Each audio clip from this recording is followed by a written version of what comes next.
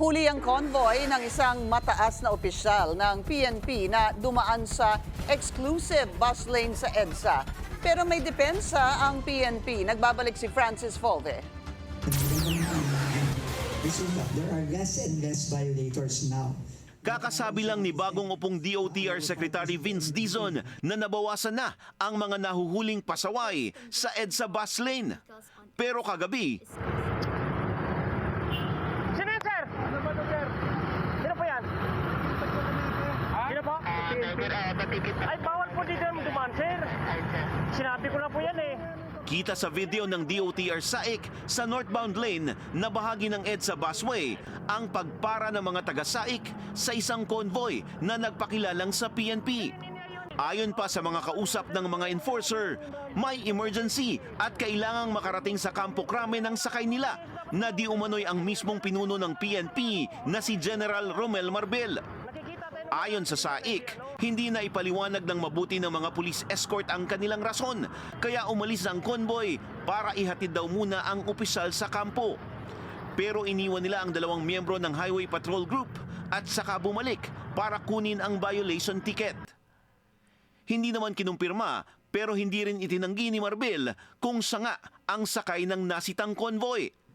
Paliwanag niya, emergency ang lakad ng convoy dahil may importanteng meeting ang sakay nito na bahagi ng kanilang operasyon. Giit pa niya, base sa nilagdaang panuntunan ng DOTR, papayagang dumaan ang police convoy sa EDSA busway kung lehitimo ang operasyon at emergency. Una na ring inilatag ng DOTR na tanging ang convoy lamang ng Pangulo, Pangalawang Pangulo, Senate President, House Speaker at Chief Justice ang pwedeng padaanin sa exclusive bus lane. Kinumpirma naman ng tagapagsalita ng PNP na opisyal nga nila ang sakay ng convoy. Bagaman hindi niya sinabi kung si Chief PNP nga ito, ayon kay Pajardo, isa itong senior officer na may key position sa ahensya.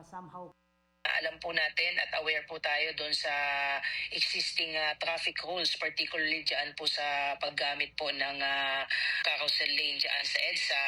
It so happen po na ito pong ating opisyal ng PNP na sakay po nitong convoy ay kailangan po na dumaan at gamitin po yung carousel lane because his attendance is urgently needed po sa Kamkrame. Patungo po itong convoy sa Kamkrame because meron pong naginaganap na isang closed door meeting that requires the urgent presence po ng ating officer po. But linawin po natin na yung pong mga sasakyan po na yon ay nagpatikit. Wala po tayong intensyon na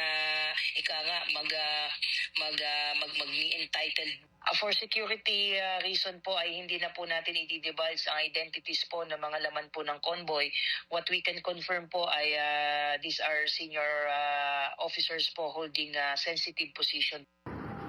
Makikipagpulong daw ang pamunuan ng PNP sa DOTR para pag-usapan ang issue.